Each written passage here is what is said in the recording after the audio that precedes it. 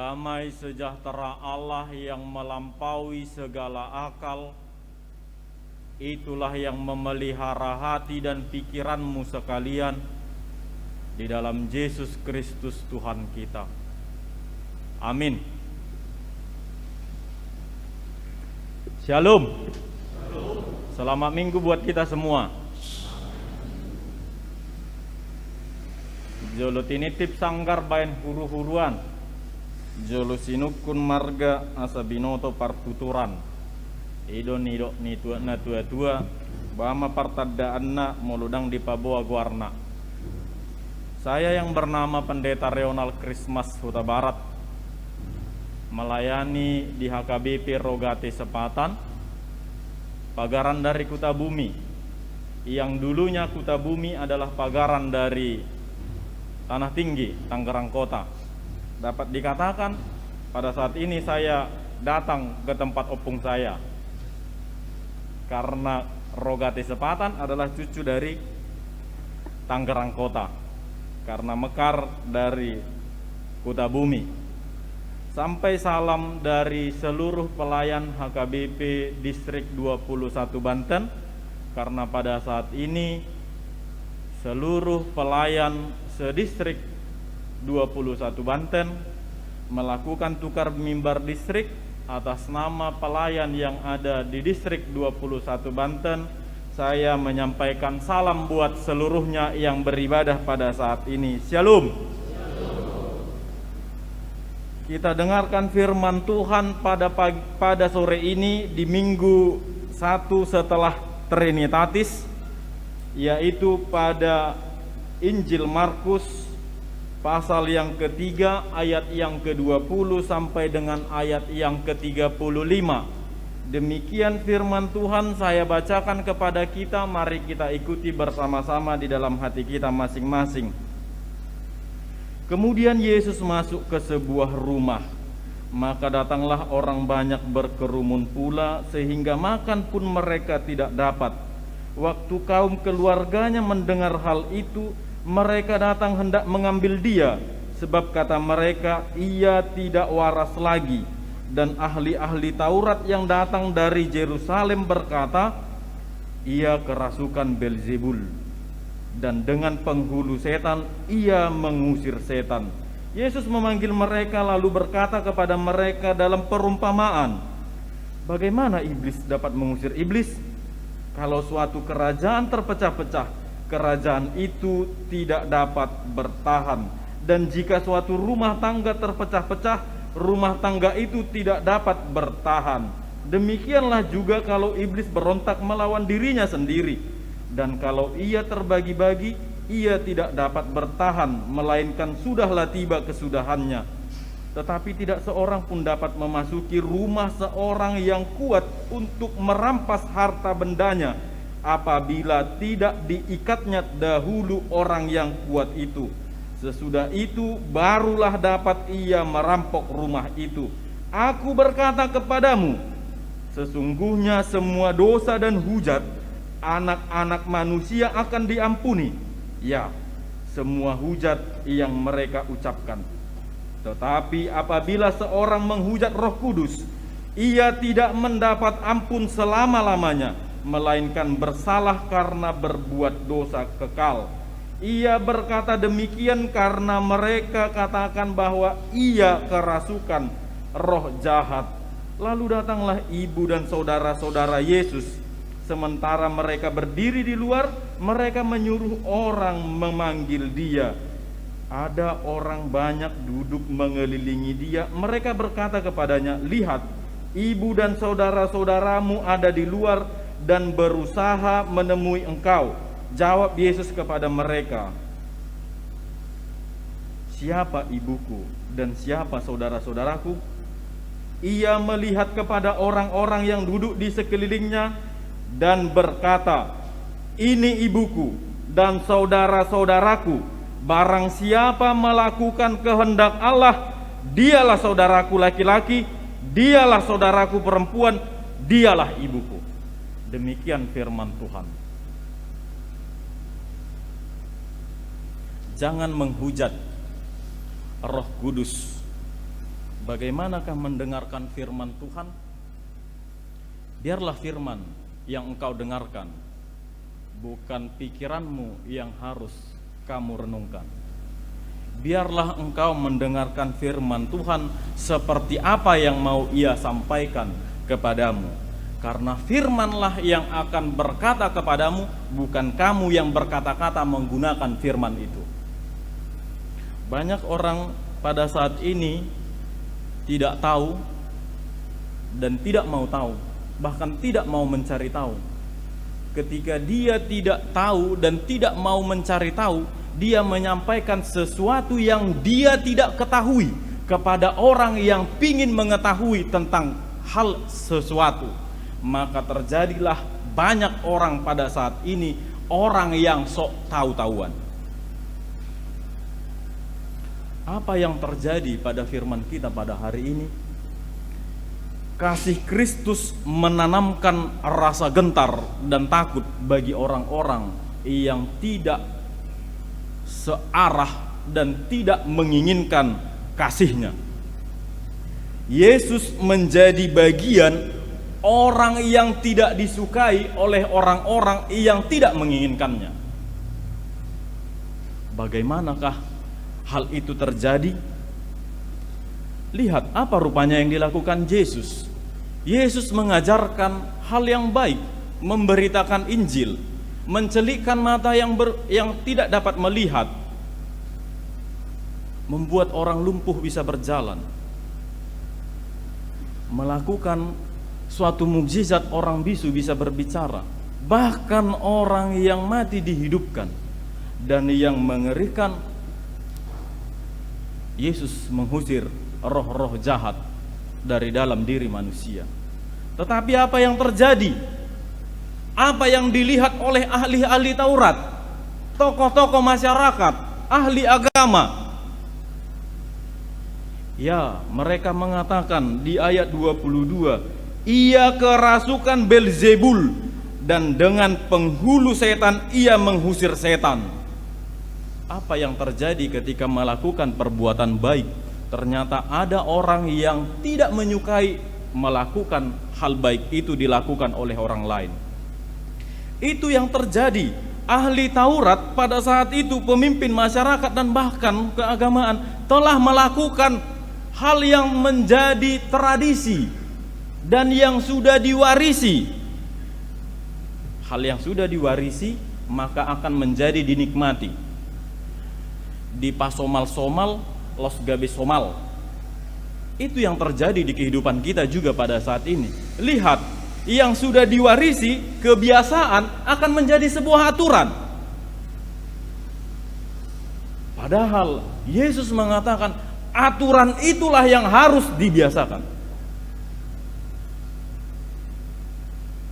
Bukan kebiasaan itu yang harus menjadi sebuah aturan.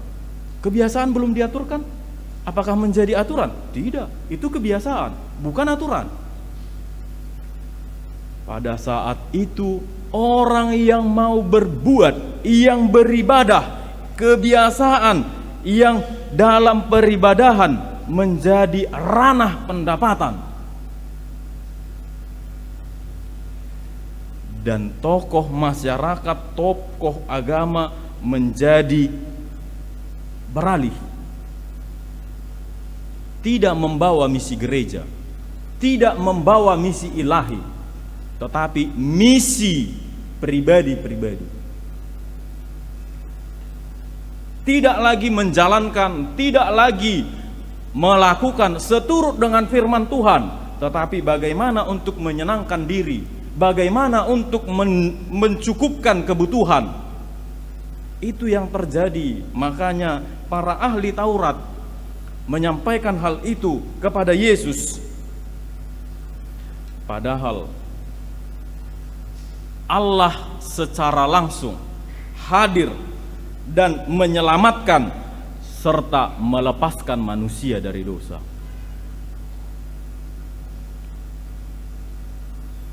Hal baik yang dilakukan oleh Yesus Kristus ternyata banyak juga yang menolak. Bagaimana dengan kita pada saat ini? Mari kita merenungkan hal yang baik yang dilakukan Yesus nyata menjadi pengganggu bisnis penyucian dosa bagi ahli-ahli Taurat. Hal yang luar biasa dinyatakan Yesus menjadi bisnis, menjadi penghambat bisnis penyembahan kepada Tuhan oleh tokoh-tokoh agama. Hal yang baik yang dilakukan Yesus pada saat itu menjadi pengganggu bagi kenyamanan ahli-ahli agama, karena mereka tidak nyaman yang seharusnya mendapatkan sesuatu dari orang-orang yang beribadah, dari orang-orang yang memuji Tuhan. Bahkan orang itu menjadi pembuat keputusan dan ketetapan dalam peribadahan, tidak beribadah kepada Tuhan, tetapi beribadah kepada dirinya sendiri. Apa yang terjadi? Yesus menjadi sorotan karena Yesus menjadi pengganggu bagi mereka. Maka dimunculkanlah suatu tuduhan-tuduhan, berita-berita yang hoax, tidak benar tentang Yesus, dan melahirkan isu baru tentang Yesus, bahkan membalikkan fakta. Dan memang seperti itu karakter orang yang memang berdosa, membenarkan sesuatu yang salah dilakukannya dengan menyalahkan orang lain agar kesalahannya dianggap benar. Itulah karakter orang pendosa. Dan itu yang dilakukan oleh ahli-ahli Taurat, yang dilakukan kepada Yesus, yang dilakukannya mengusir setan. Mereka anggap itu adalah dia kerasukan Beelzebul. Apa yang dijawab Yesus kepada mereka? Jawab Yesus kepada ahli Taurat, Anda salah. Dengan perumpamaan ia mengatakan, bagaimana iblis dapat mengusir iblis? Secara dialektika dan pengetahuan, bahkan dengan bahasa, Yesus hal yang luar biasa menyampaikan bahasa tersebut. Bagaimana iblis mengusir iblis? Masa ia mengusir temannya?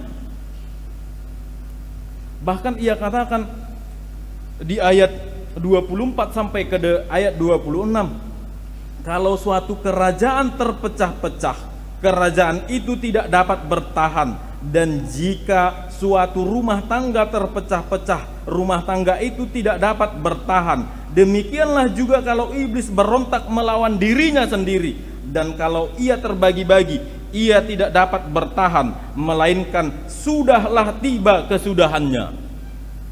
Omong kosong, busit yang kamu katakan itu, yang ingin disampaikan Yesus kepada ahli-ahli Taurat. Kita bayangkan ketika kita dalam satu rumah tangga, seorang ibu yang memiliki pikiran yang berbeda dengan seorang bapak, bahkan keinginan seorang anak yang tidak sama dengan keinginan ibu dan bapak. Mereka membuat pikirannya masing-masing dan melakukan sesuatu yang mereka ingin masing-masing. Apakah itu menjadi kekuatan dalam keluarga? Itu tidak mungkin. Apakah ia mungkin seorang anak menyerang bapaknya sendiri, atau seorang bapak menghancurkan anaknya? Itu hal yang tidak mungkin. Itu yang dikatakan Yesus bullshit. Tidak mungkin iblis mengusir iblis. Kalau memang kuasa Beelzebul yang aku andalkan, masa iya aku mengusir iblis? Aku mengingatkanmu, berkata kepadamu. Di ayat ke-28, sesungguhnya semua dosa dan hujat anak-anak manusia akan diampuni, ya, semua hujat yang mereka ucapkan. dosa yang kita lakukan, Tuhan mengatakan, ya, ketika kamu menyadari, ketika kamu mengakui, ketika kamu memohon ampun, dosamu terampuni. Yesus berkata demikian. Tetapi menghujat Roh Kudus tidak dapat diampuni. Itu yang dikatakan Yesus di ayat ke-29. Mengapa? Karena dosa menghujat Roh Kudus adalah nyata. Dia menolak Allah sebagai Allah yang ia percayai. Ketika menghujat Roh Kudus, berarti dia menuduh Yesus dan perbuatannya adalah tidak benar dan tidak baik. Bagaimanakah orang yang tidak mengakui Allah adalah Allah dan mengakui, menyadari hal yang dilakukan Yesus adalah tidak baik, dapat diampuni? Siapa yang mengampuni? Karena orang yang menghujat Roh Kudus, dia tidak akan mampu mengubah dirinya, dan itulah karakternya. Saat ini mari kita merenung, mari kita mengevaluasi diri. Benarkah yang kamu percayai dan yang kamu imani di dalam Tuhanmu, di dalam dirimu adalah Yesus yang benar-benar Yesus, atau sebagai pemenuh, pelengkap, atau sarana untuk mendapatkan sesuatu yang kamu pikirkan? Karena banyak pada saat ini orang menghujat Roh Kudus dengan mengandalkan pikirannya, mengesampingkan Tuhan yang bekerja dalam dirinya. Lihat pada saat ini permohonan di dalam doa, apalagi kaula muda ya, orang-orang muda, orang yang berintelek, orang-orang yang memang penguasa, orang-orang yang punya tenaga, orang-orang yang punya kemampuan, doanya sudah berbeda. Kalau epistel kita mengarahkan dan mengingatkan Adam dan Hawa pingin sama dengan Tuhan, lihat yang terjadi pada kita saat ini. Mari mengevaluasi diri.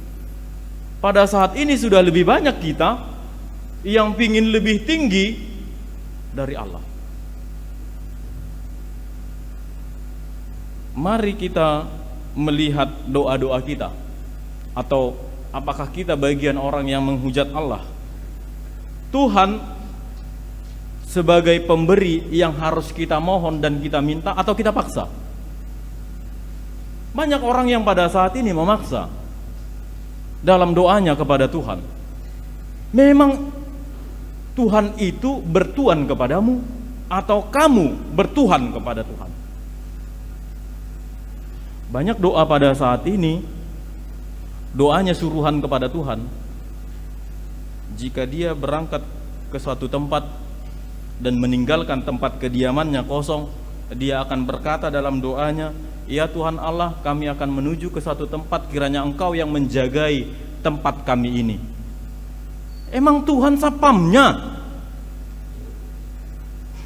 Banyak doa kita yang bersalahan pada saat ini, bahkan menyuruh Tuhan, bukan bermohon kepada Tuhan. Banyak kita yang memohon kepada Tuhan bersalahan. Ya Tuhan Allah, berkatilah seluruh kegiatan saya di hari ini. Apa yang dilakukan pada satu hari itu? Doa kemalasan yang terjadi, bahkan menghujat imannya sendiri. Yang dia lakukan di hari itu bisa saja dia berbohong, bisa saja dia berdusta, atau berbuat hal yang tidak baik, atau bahkan mencuri. Tetapi doanya di satu hari ini, semua kegiatanku pada hari ini biarlah Tuhan yang memberkati. Masa iya Tuhan kita suruh memberkati kegiatan hal yang tidak baik dalam diri kita? Hal luar biasa di dalam kehidupan orang yang beriman kepada Tuhan pada saat ini. Apakah kita salah jika mengatakan kepada Tuhan, ya Tuhan berkatilah perbuatan baik saya pada hari ini? Konkret, jelas. Dan di baliknya kita akan mengatakan, ya Tuhan, ketika saya tidak melakukan hal yang baik di hari ini, jangan Kau berkati.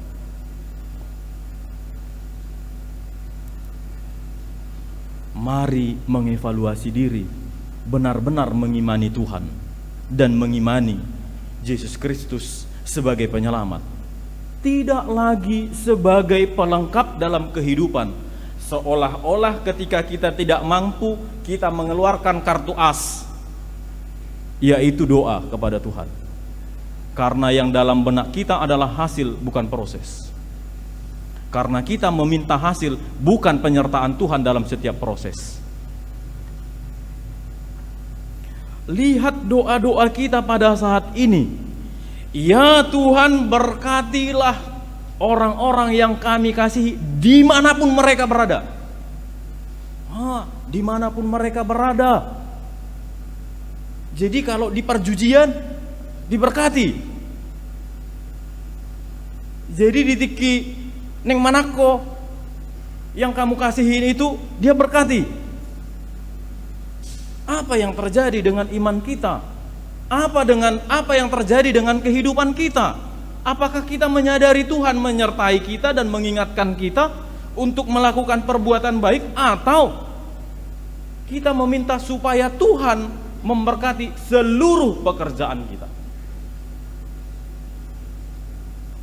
Mari terus mengevaluasi diri dan mengimani benar-benar yang bertuhan. Di dalam perkeluargaan, di dalam firman kita hari ini, Yesus mengarahkan apa yang terjadi kepada keluarga Adam dan Hawa. Kesatuan mereka di dalam keluarga bisa hancur karena mereka tidak tinggal di dalam roh yang disampaikan oleh Allah untuk dilakukan, tidak lagi dilakukan. Apa yang diajarkan melalui firman kita di hari ini, ketika keluarga bercerai-berai, maka akan terjadi kehancuran.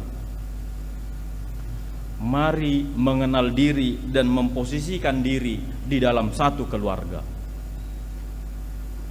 Dan bagaimana membawa keluarga kita itu sebagai keluarga yang benar-benar mempercayai Allah Bapa, Yesus Kristus dan Roh Kudus.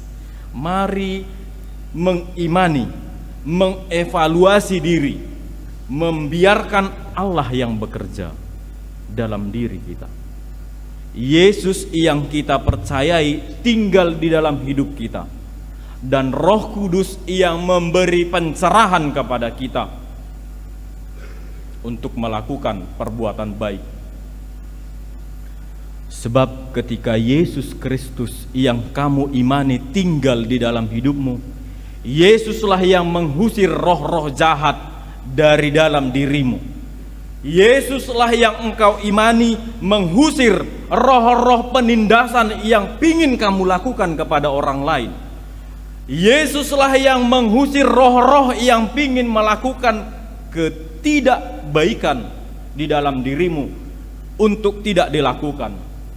Bahkan roh-roh yang tidak membebaskan orang di sekitar akan keluar dari kita, dan maksud-maksud dari diri kita. Roh-roh penguasa dan menguasai alam semesta. Roh-roh yang pingin korupsi. Korupsi di waktu, korupsi di keuangan, korupsi di segala hal.